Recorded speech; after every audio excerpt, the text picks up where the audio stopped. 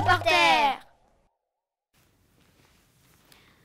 Yorana et bienvenue dans votre émission Kid Reporter. Enfants, on aime tous dessiner et peindre.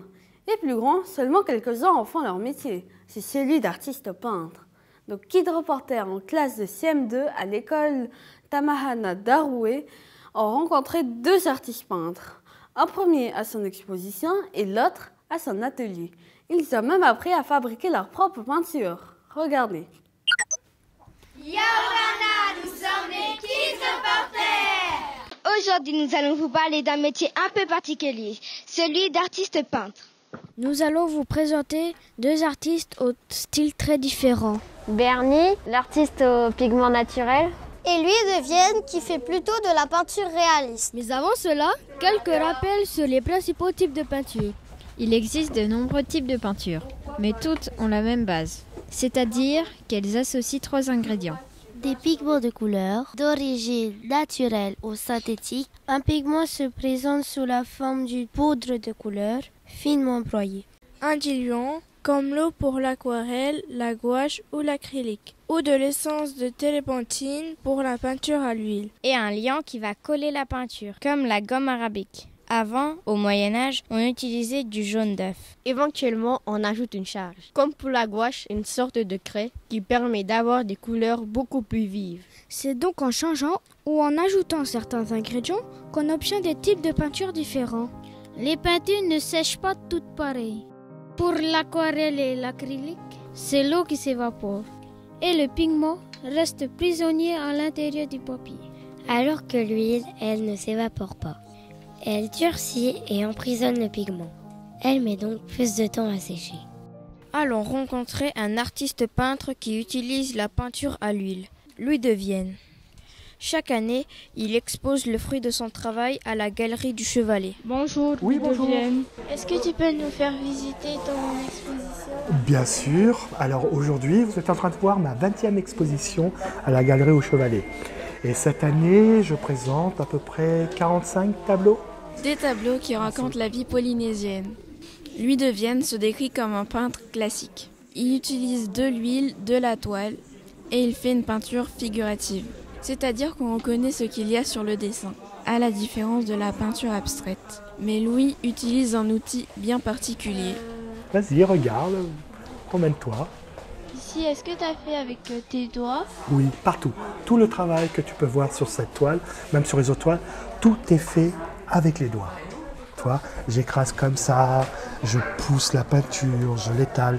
Toi, on peut voir quand même que c'est la taille de mon pouce. Je n'utilise pas de pinceau ni de truc. Je travaille tout avec des morceaux de chiffon. Je pose la couleur, toi, comme ça, dessus sur la toile, directement du tube. Après, je prends un chiffon et j'écrase la peinture et je lui donne des formes comme ça. C'est comme ça que je travaille. Là, tout ce que tu peux voir là comme ça a été fait avec des tournevis. Tout objet de la vie quotidienne peut devenir un outil d'artiste. Est-ce que pour ça, tu as utilisé tes ongles ? Oui, alors, non. Ça, si je me souviens bien, c'est une baguette chinoise, une baguette pour manger, que j'ai pris là, tu sais, les baguettes en bois. Je l'ai frottée contre un mur pour la tailler, et dessus, j'ai fait ça comme ça, tout simplement. Et ça a donné cet effet. Et il fait ça aussi pour le contour des personnages. Aussi pour les feuilles et tout. Ouais.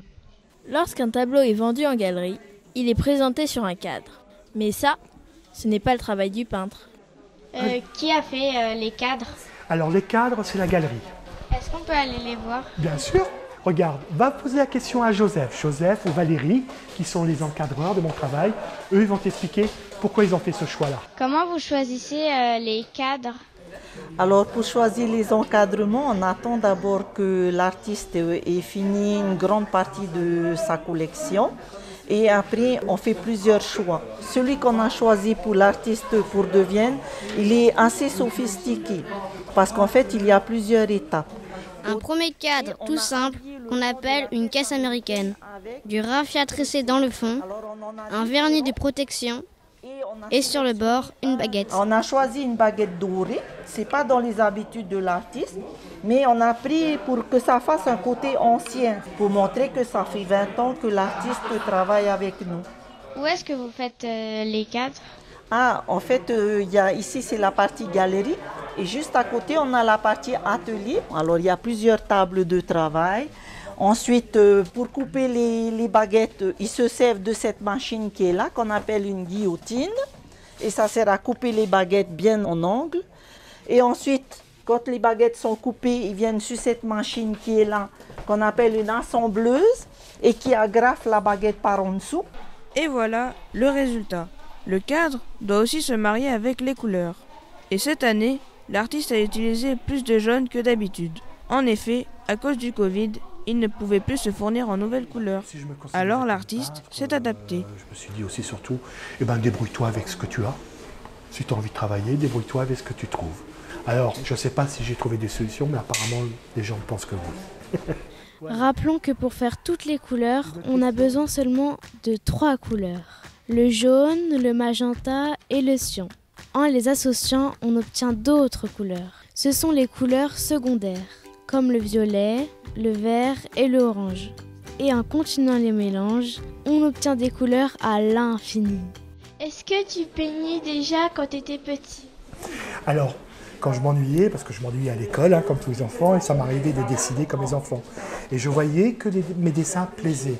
Mais à cette époque-là, j'avais pas du tout envisagé d'en faire un métier. Et après, la vie m'a ramené, j'ai passé un concours dans l'école de Beaux-Arts, et j'ai appris ce métier-là de peintre. J'ai appris dans une école pendant 5 ans. Et là, j'ai découvert que ça ne suffisait pas de dessiner. Il fallait aussi apprendre des techniques de peinture, des techniques d'harmonie, savoir travailler avec un pinceau, un couteau, avec ta chose. C'est comme ça que j'ai appris. Quel conseil tu nous donnes pour peindre? Mais il faut surtout avoir envie, s'amuser. Moi, je me suis retrouvé dedans aussi parce que je m'ennuyais chez moi, quoi.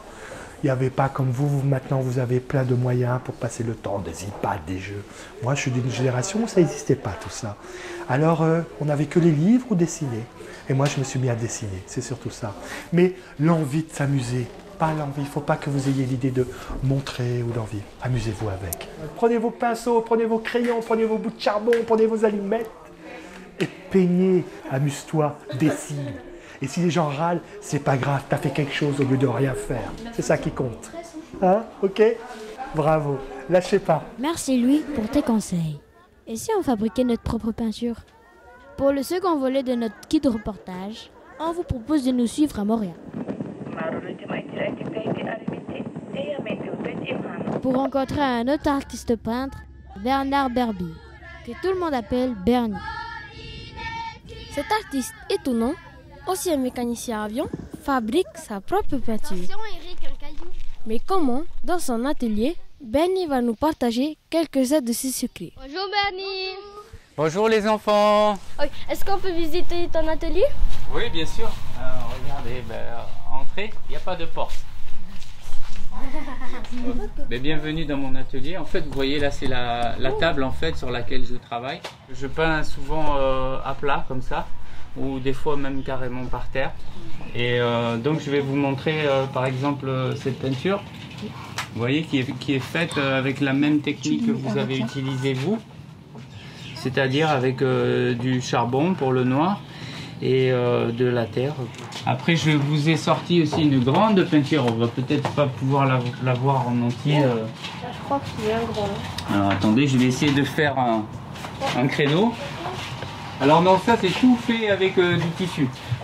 C'est des morceaux de tissu qui sont assemblés ensemble, qui sont cousus ensemble. Et après qui sont collés sur un support. Mais Bernie, en fait, tu colles avec quoi ton tissu? Alors le tissu, en fait, je le colle avec de l'amidon. Mais en fait, ça ressemble à quoi l'amidon? Alors l'amidon, ça ressemble un peu à de la farine, plus fin.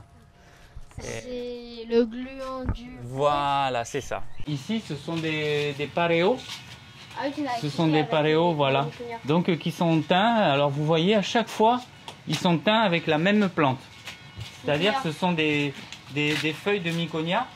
Mais suivant comment je prépare le tissu, vous voyez, on peut avoir des tons. Ça, c'est teint avec de la rouille. Ça, c'est teint avec de la rouille et du haïto.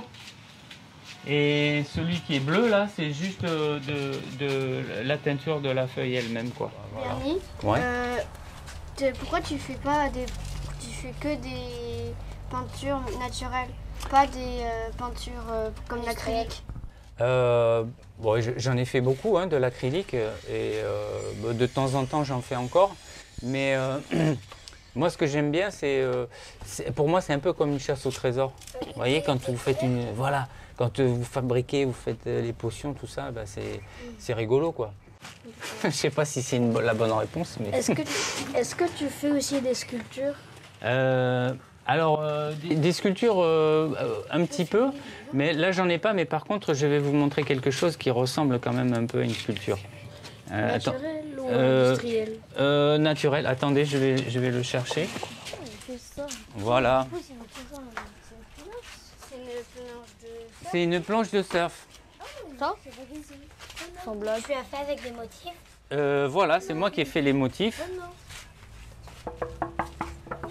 Elle était en bois avant? Oui, c'est en bois. En fait, c'est les planches de surf, les premières planches de surf qui étaient utilisées ici. Voilà, en bois, ouais. Et vous voyez, je l'ai exposé, je ne l'ai pas vendu, ben, tant pis, comme ça je fais du surf avec. Dis Bernie, comment tu fais tes couleurs? Parce qu'on aimerait bien faire avec toi. Ben, écoutez, si ça vous dit, on va aller sous le manguier, je vais sortir un POE, puis je vais vous montrer quelques recettes. Vous voyez, c'est la terre. On appelle ici araya, et sinon on appelle ça la latérite, et c'est la terre rouge. Et donc vous voyez, c'est juste de l'eau et de la terre. Par contre, je l'ai filtré, c'est-à-dire j'ai enlevé tous les petits morceaux de bois, les petits cailloux. Combien de temps tu laisses dans l'eau pour que ça fasse de la peinture? Non, mais à partir du moment où c'est filtré, tu peux l'utiliser. Et alors après, pour faire du noir, vous vous souvenez, on a peint avec du noir, voilà, avec du charbon. Alors ben, le charbon en poudre, ça n'existe pas, donc il faut le fabriquer. Alors pour le fabriquer, ben, il faut fabriquer des outils pour fabriquer le charbon. Et alors donc voilà, vous voyez, j'ai fabriqué une râpe en fait. Il y a un sens où c'est lisse et un sens où ça accroche. Et après, je mélange avec la terre. J'utilise aussi des teintures à base d'écorce. Alors par exemple là, je vous montre, ça c'est de l'écorce de palétuvier. Ça fait un très beau dégradé. Vous voyez, du noir. Ça vous fait de l'encre. Et après vous pouvez passer plusieurs fois si vous voulez, vous pouvez attendre que ça sèche. Pratiquement tous les arbres, toutes les écorces d'arbres, il y a de la couleur dedans. Il faut du temps et pareil, pour obtenir de la couleur avec ça, c'est soit vous faites un feu pendant 2 heures, il faut d'abord le laisser tremper pendant 1 semaine avant de faire le feu. Si vous voulez faire sans chauffer, vous pouvez, mais c'est plus long. Je vous ai amené aussi la soupe de rouille. C'est des objets rouillés, de l'eau et du vinaigre. Voilà. En fait, il faut un petit peu de temps. Là, et bon. après, quand ça sèche, ça fait une autre couleur. Et ça fait une autre couleur, voilà. Alors là, je vais vous montrer autre chose avec cette encre qui est un peu magique. Vous allez voir. Bingo, noir. Ça devient noir. C'est magique, hein? Mais le noir, c'est long à obtenir. Il faut beaucoup de couleurs, quoi. Est-ce que tu as des plantes favorites pour faire tes couleurs? Oui, j'ai des plantes favorites. Il y a une sorte d'acacia qu'on appelle le maru-maru, parce qu'il y a vraiment beaucoup de couleurs dedans. Le haito, j'aime bien aussi. Il y a le miconia. Est-ce que tu utilises des plantes aquatiques? Alors j'ai essayé avec des algues et non, ça n'a pas marché. Est-ce qu'il y a une couleur que tu aimes bien et que tu voudrais faire mais tu sais pas comment la faire? Oui, j'aimerais bien faire du rouge. Du rouge, tu vois, comme ton tricot là. Ça me plairait, oui. Parce que jusqu'à présent, j'ai pas trouvé en fait. Elles tiennent aussi longtemps les couleurs naturelles que les couleurs qui viennent du magasin? Alors, ça dépend. Il y a des couleurs qui sont fragiles et il y en a d'autres qui sont costauds. C'est comme les peintures du magasin, hein, parce que vous savez, des fois vous allez au magasin, vous achetez un pot de peinture, dessus il est marqué garantie 10 ans. Les hommes préhistoriques par exemple, ils ont peint des peintures il y a 30 000 ans. Il y a 30 000 ans. Et les peintures, elles sont toujours là. Vous voyez ce que je veux dire? Donc si vous allez peindre dans un endroit là dans la montagne avec de la terre, ben, peut-être que vos arrière petits-enfants, eh ben, ils verront votre peinture. Voilà. Mais alors Bernie, quel conseil tu donnerais aux enfants pour mieux peindre, on va dire, entre guillemets? Comme je vous disais, je ne suis pas professeur, donc vous donner des conseils. Si vous avez envie de peindre, il faut peut-être juste avoir un endroit où vous avez tout votre matériel, tout ce que vous voulez, et voilà, dans la chambre, un petit bureau, hop, tout ce qu'il faut pour ne pas être obligé de tout sortir à chaque fois. Là, vous avez, voilà. Et comme ça, si votre maman rentre et dit « Ah, c'est le bazar », tu dis « Laisse maman, je peins ». Je blague. Okay. Très bonne excuse, je la prendrai. Merci de nous avoir suivis. Avant de nous quitter, voici la question du jour. Est-il vrai que les 3 ingrédients de base pour fabriquer de la peinture sont les pigments, un diluant et un liant? Si vous n'avez pas la réponse, revisionnez le reportage en replay sur le site internet polynésie.lapremière.fr et continuez de nous suivre, les Kids Reporters, sur YouTube, Facebook et Instagram. À la semaine prochaine!